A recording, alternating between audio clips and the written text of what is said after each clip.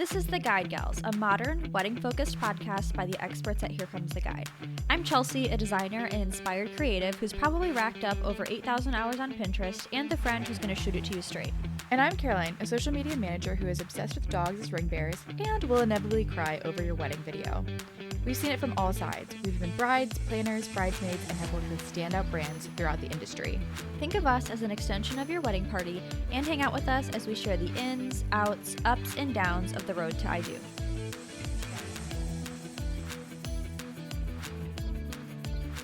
Hey everybody, welcome back to the podcast. So after one of our latest episodes, Red Flags, where we talked about things to look out for, we also had some questions come in about, okay, what should I look for when I'm finding a vendor or a venue? Yeah, there are definitely lots of things that you should avoid when you're looking at stuff, lots of red flags, but we are going to talk about some of those green flags that you can look out for when it comes to wedding vendors and things that'll make it really easy for you to know when you're making the right decision. Right. Because there are so many decisions involved in wedding planning in general, but especially when it comes to making decisions on vendors, it's not an easy task. There is a lot of research. It's often hard to figure out like what you should know and things you should ask. So we're going to talk about all of these different things to hopefully make it a little bit easier for you while you're finding your vendors. And we totally understand that the wedding world, wedding vendors, is a really foreign place for most people, unless you work in weddings or have had experience planning a previous wedding of yours or like someone else's wedding. Maybe you've been really involved. Like it's hard to know what is normal and what's not. And ultimately, these people, the vendors that we're talking about, will be part of your wedding day, and they can really make or break it. Like you kind of, I mean, they're at your wedding. They will be in attendance. Yeah. So you want to make sure that at the very least you do like these people, and you do like trust them with what you're paying them to do. So yeah, we'll get into some like really good things to look out for. And if you haven't listened to it yet, you should check out episode number 18. It is going to be red flags in the wedding industry. So that's going to be all the stuff that you want to avoid. Once you make note of those things, you can head on over to this episode, listen to the rest of it, and these are going to be the things to look for, to seek when it comes to wedding vendors. Absolutely. So whether you're searching for a talented photographer to capture candid moments or a really amazing florist to turn your venue into a peony-filled paradise, we're going to get into all the tips that you'll need to know to find those people. But before we get any further, of course, we're going to talk about what we're sipping on today. I have two beverages going on. I do have a coffee that is supposed to be hot, but now it's cold. But I also have just some like water with electrolytes in it. So as you can see, I have not drank very much of this yet. So I need to. I am dehydrated at all times. So I do need to. I'm going to get, I talked about this 2 episodes ago. My new favorite flavor of Element is citrus. It tastes like a Sprite to me. It's like lemon lime. It's so good. It's fresh. Love it. Love it. Love it. Yeah. I have Element in my bottle right now, and it's raspberry, I think. That was my last favorite. 2 episodes ago, I said raspberry was my favorite. Now, I have to say orange tastes like emergency. Watermelon, fine. I love that. I think watermelon's my favorite. Really? Okay, good. Maybe I'll send you mine. Because I don't know. It's just sometimes watermelon does it for me or it doesn't. Grapefruit was fine. I have to try the chocolate one, but maybe I'll do that later today because I do need. I didn't know there was a chocolate one. Yeah. So I got it in this like sample pack because I bought my normal like variety, and then there's a sample pack that has the chocolate in it. So I'll let you know how that goes. Yeah, keep me updated. I do not have Element in right now, and I do want to get some later. It'll probably be citrus, but I have my kombucha. But not only is it's in here, but I have it in this little like koozie that Chelsea gave me. Yeah. It has a bow and it says "Cup of Cheer." Yeah, if you're watching on YouTube, you can see how cute it is. It's from a girl I follow on Instagram. Her name is Lily Ann, and she's like an illustrator. She has a business where she sells. They're made for iced coffee. Like it's like an iced coffee koozie because you know, like when you get an iced coffee and it just like sweats all over the place. She's so cute. And she makes like lots of T-shirts and stuff too. But yeah, that was a Christmas version. One of the things that she had. And if you've heard us talk about bows before, you know we love bows. Yeah. So of course, it features features that. But yeah, doing a kombucha this morning. It's just a pink apple one. This isn't necessarily my favorite brand, but it's good. It's good. Okay, the first thing that you need to think about is going to be your basics and your budget. So, we've said this lots of times before you even start to look for any piece of wedding planning before you can even do, you have to figure out what your budget is. We have seriously like beat this subject to death, talking about it so much. We have several episodes about it, and we really recommend going back and listening to those. Our very first episode is all about budgeting, like how to Mm-hmm. budget your wedding. And yeah, we have lots of free resources on our website too that go over this. But once you have your budget in place, you will really know where you'll fall and like what options that are available to you. So things can get really confusing if you're starting your search before you've made your budget, picking out your photographer, you don't even know what percentage of your budget, not that you know what your budget even is, you don't know how much money you have to allocate to that. So you should definitely Mm-hmm. start there. Figure out a ballpark wedding budget at the very, very least. Actually, don't figure out a ballpark. Listen to our episode all about how to budget your wedding and figure out exactly what your budget's going to be. And then you'll probably want to pick your wedding venue too. So that way, like get that out of the way. And then you can really focus on all of the vendors. So those are some things that you need to figure out first. And you're also going to want to do things like figuring out your guest list, how many people are going to be there. That'll help with like catering and stuff to figure out how many people you Mm-hmm. need to feed. Yeah.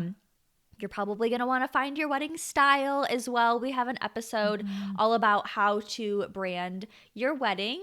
That is episode number 8, how to brand your wedding. That's a really good one. That'll make things a lot easier too as you try to get into choosing your vendors. It'll give you kind of like a set of guidelines that you can follow, figuring out Mm-hmm.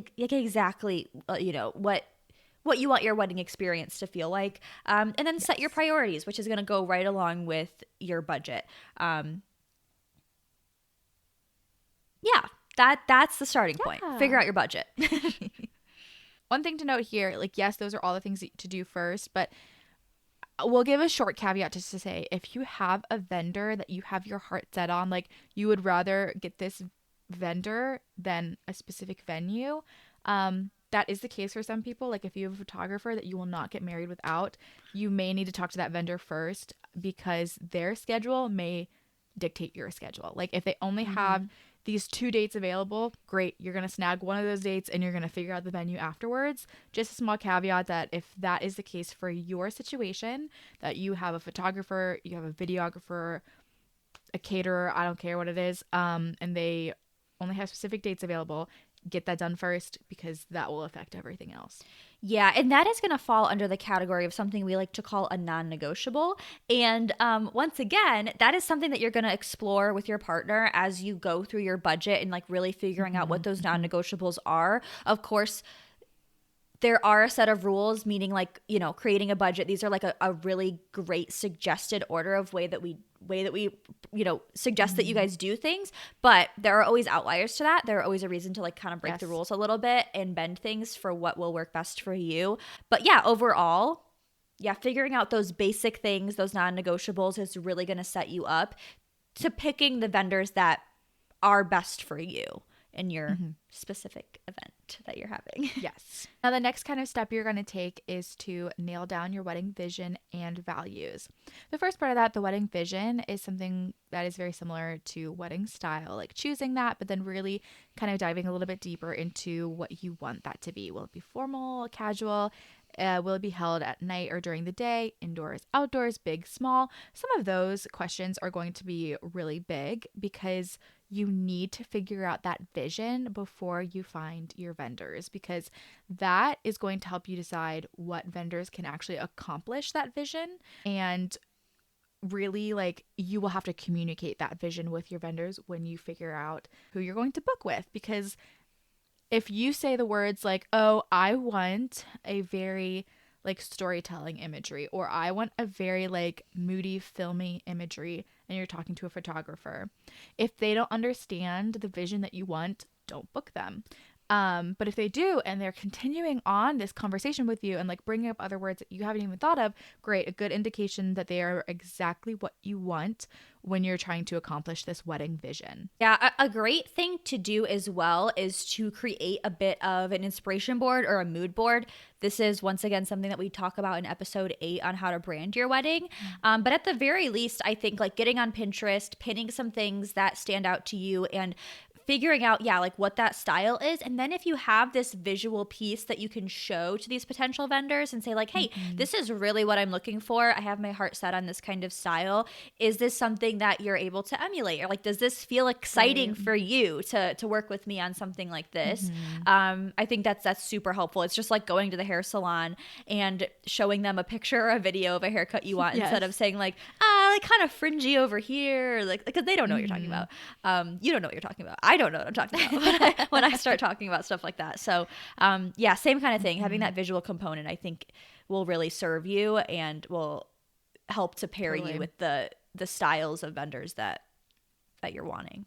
Yeah. And at this point, too, it's also a good idea to think about the values you want to hold. Things like, do you want your wedding to be very eco-conscious? Do you want to give back within your wedding? Maybe then you book with a green venue or like a place that, you know, either donates food afterwards, or a florist that helps donate florals, or partnering with a place that you can donate to instead of doing favors.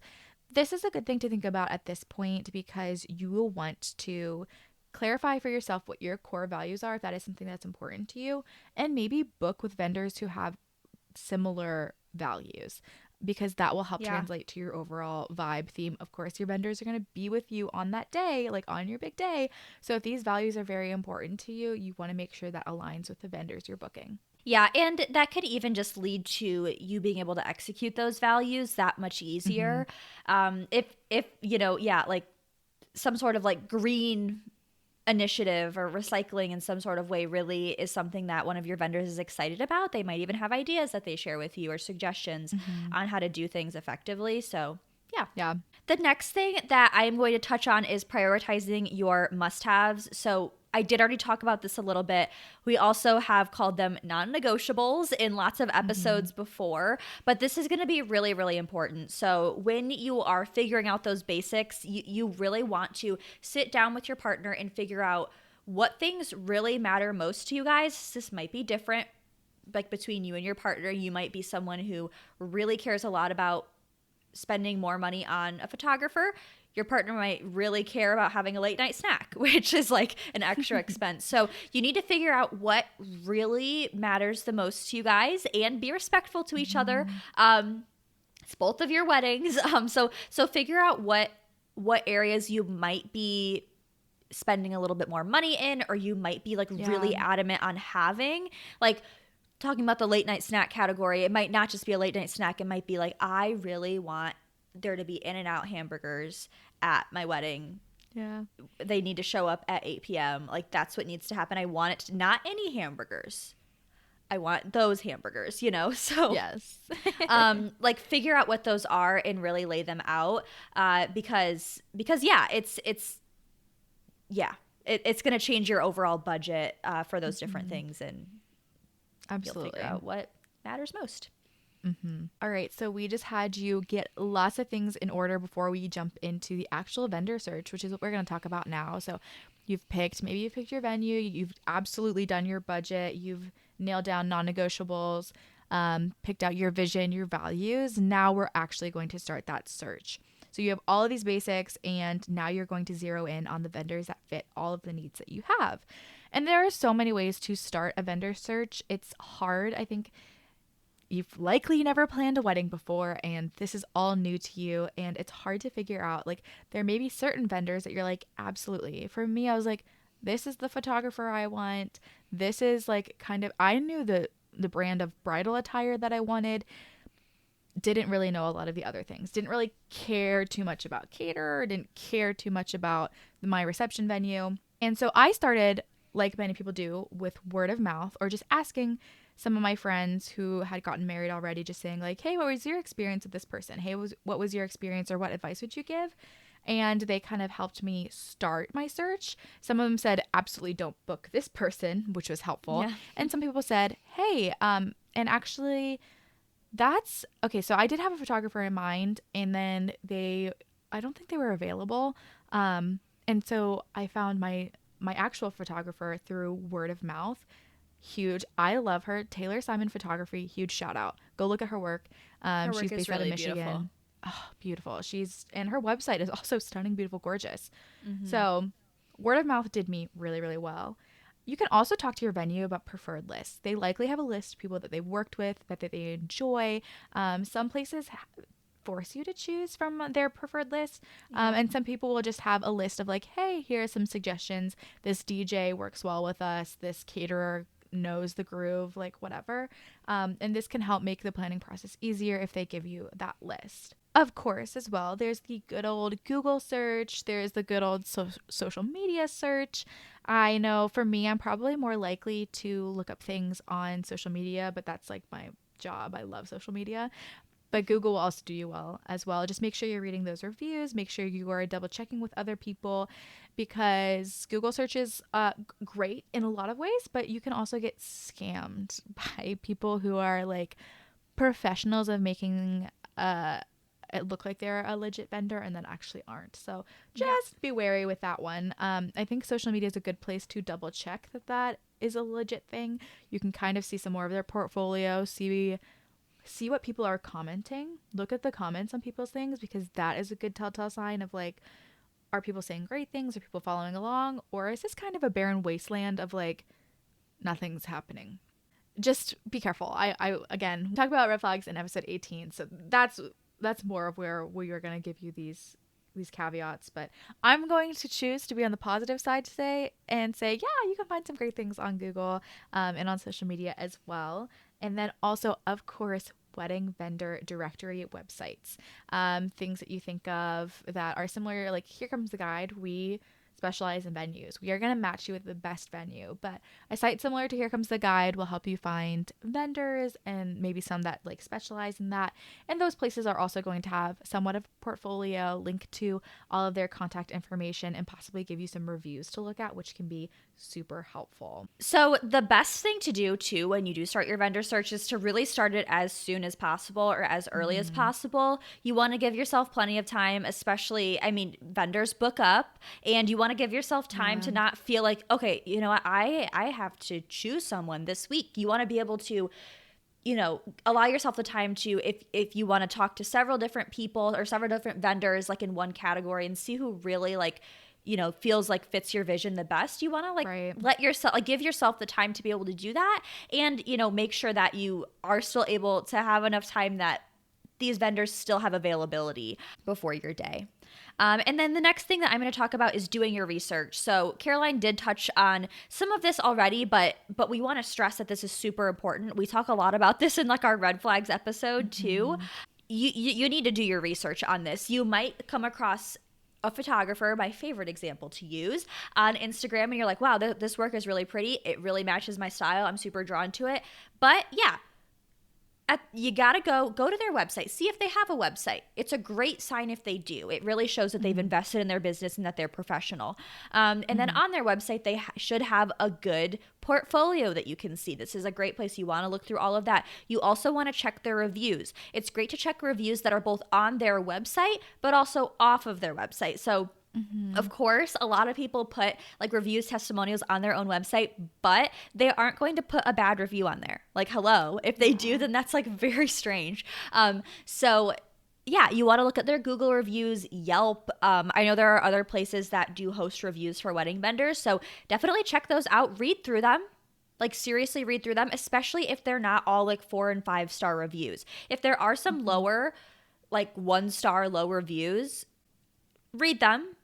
For sure, read them, and that might automatically turn you away. Sometimes people do have a bad experience, and it doesn't necessarily mean that you should for sure count out a certain vendor, but read the review, like, see what it is. Like, was it something unreasonable? Like, okay, that sometimes is the case. And then once again, back to the website, this is usually where they will list out, if not their full pricing, all of their packages, so what they include. So you want to make sure that I would check that out first before contacting them. Mm-hmm. See, obviously, if their pricing matches your budget. That's important.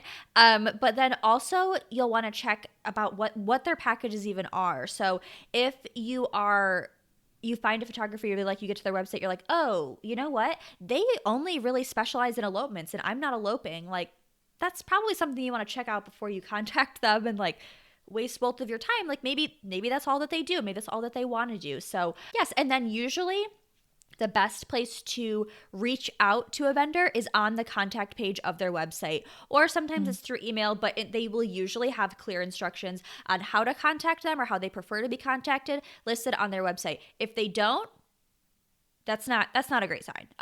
And another thing too, a green flag that I'm going to mention is if you do reach out to them and they get back to you in a really timely manner. That is such a green Mm-hmm. flag, because you For have to sure. expect that.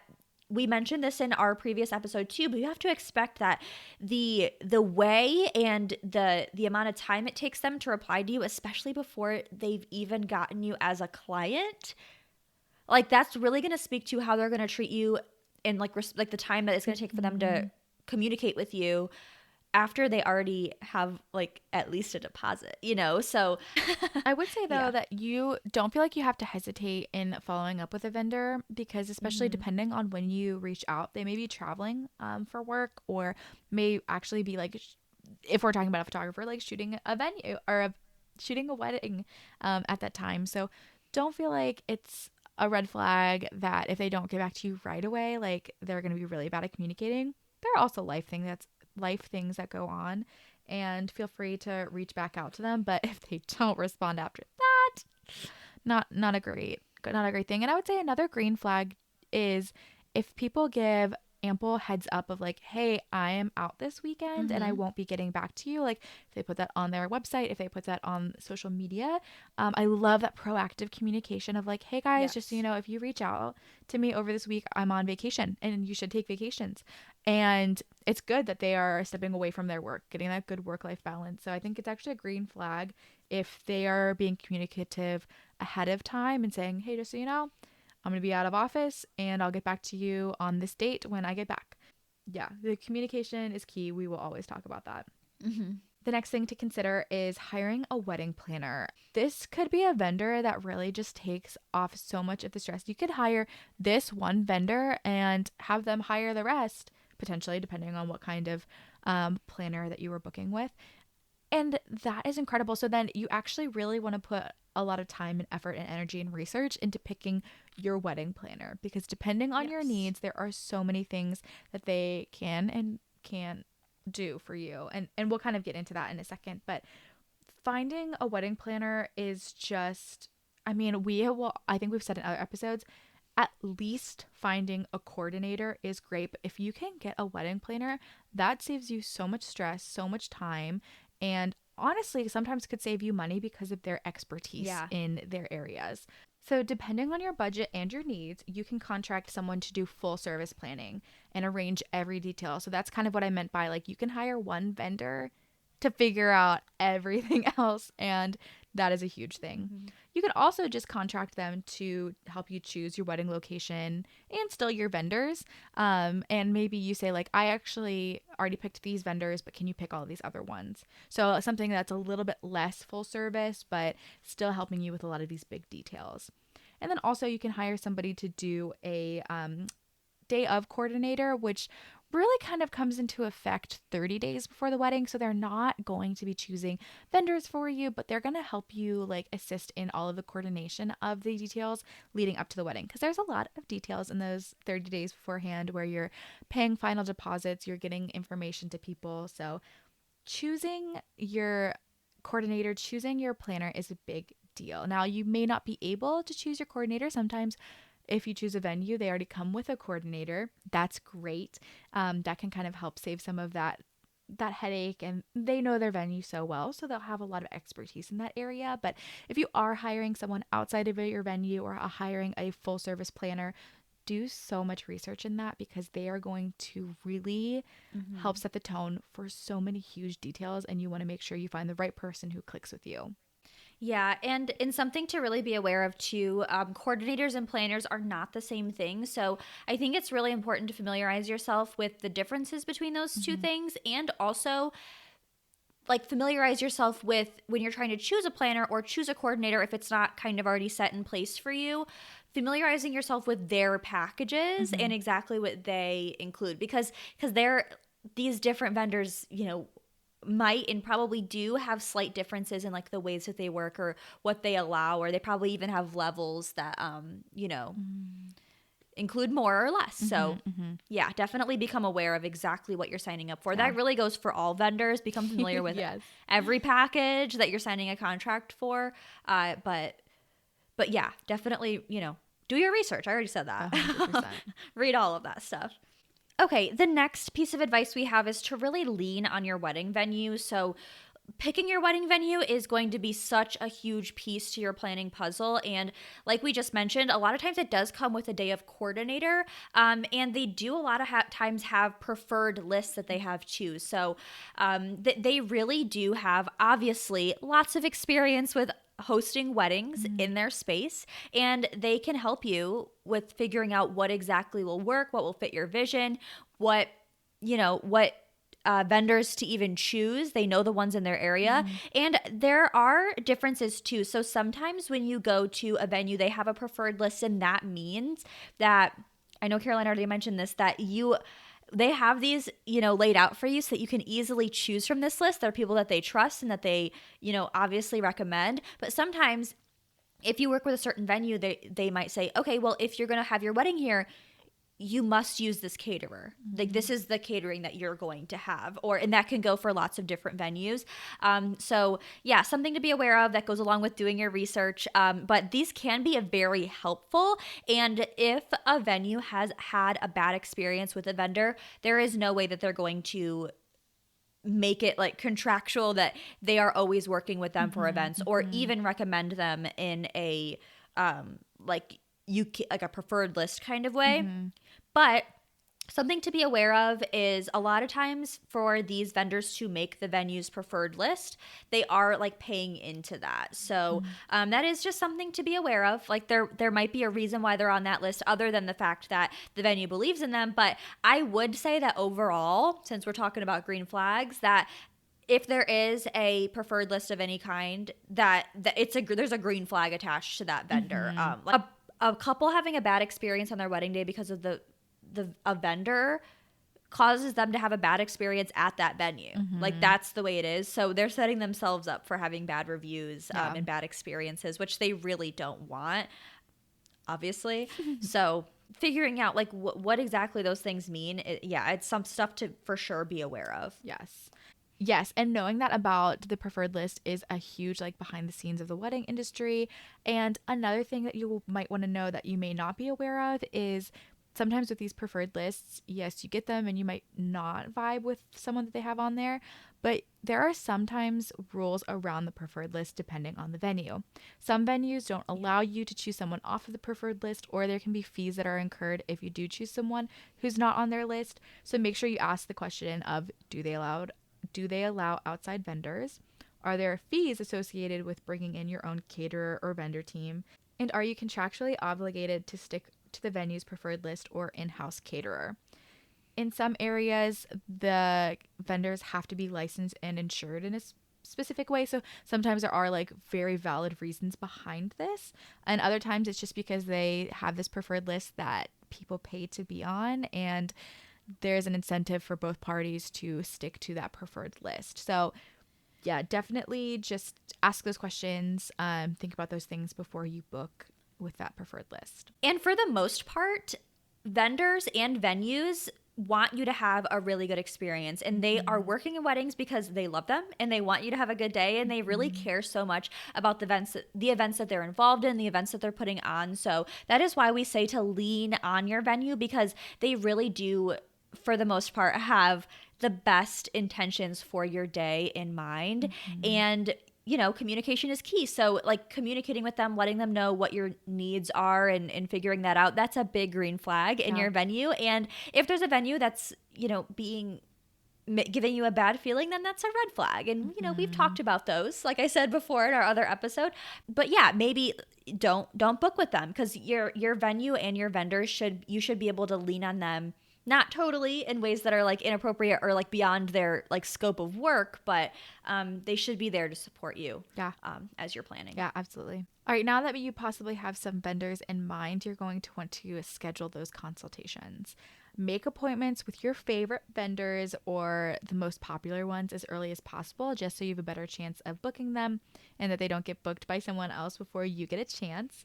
And if you get to meet with them, you are talking about your date and they are already booked, you can still ask them for vendor referrals. Often they will be able to refer you to someone who has a similar style or someone who maybe has worked with them before as a second shooter that they would love to recommend.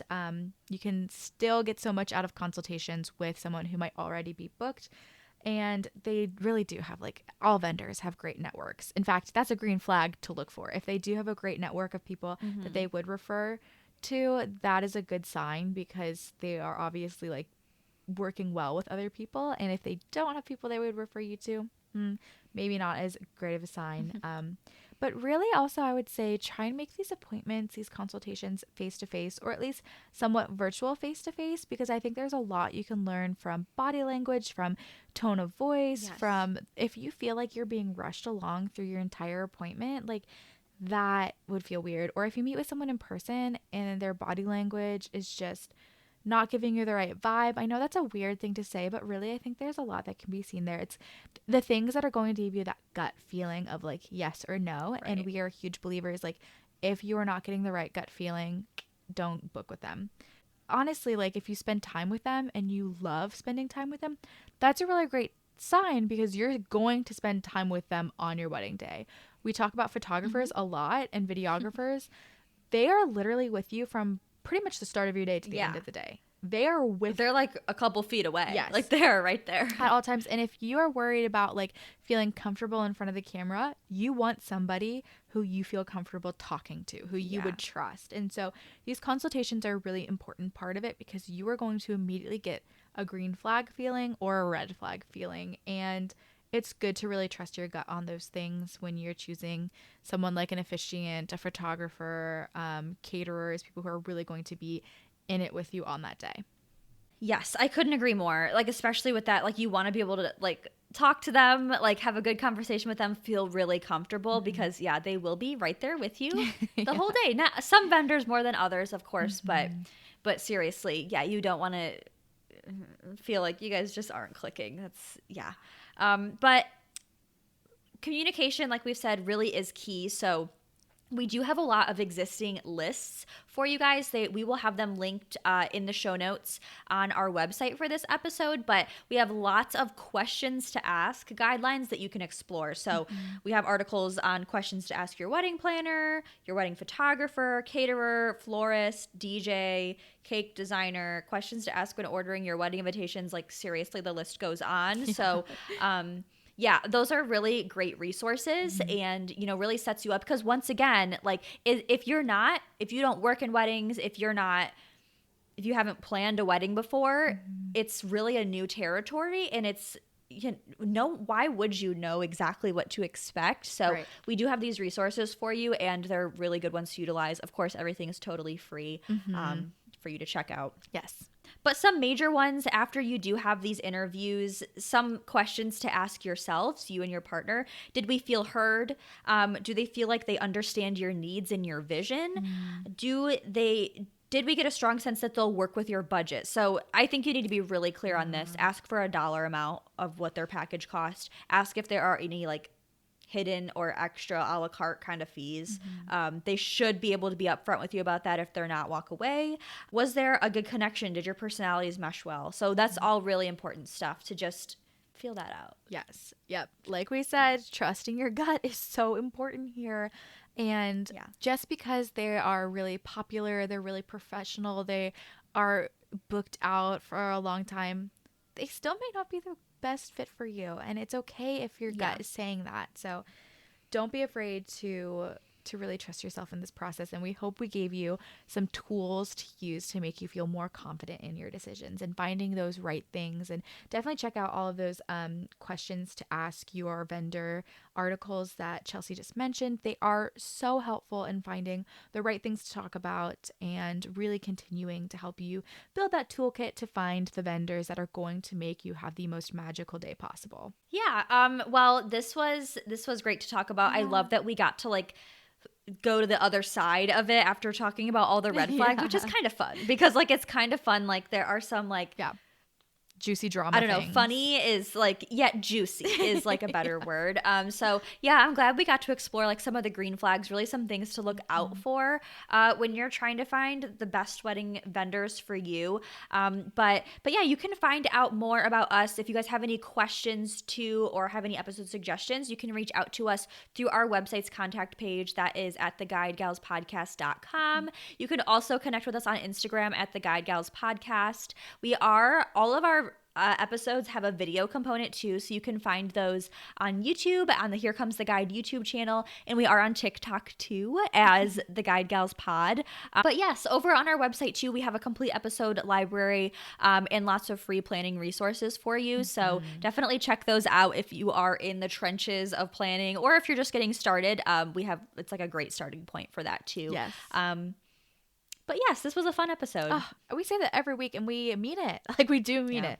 I mean, I love hanging out with Chelsea. That's super fun. But it is fun knowing that there are people out there listening to these episodes and gaining some knowledge from it. And that like warms our hearts so much. I love it. Well, until we get to chat next week then, I guess. Cheers. Cheers. I still haven't drank any of this water. I'm dehydrated. Mine says cup of cheer. Cheers. Very cute. Yeah, you know. It's perfect.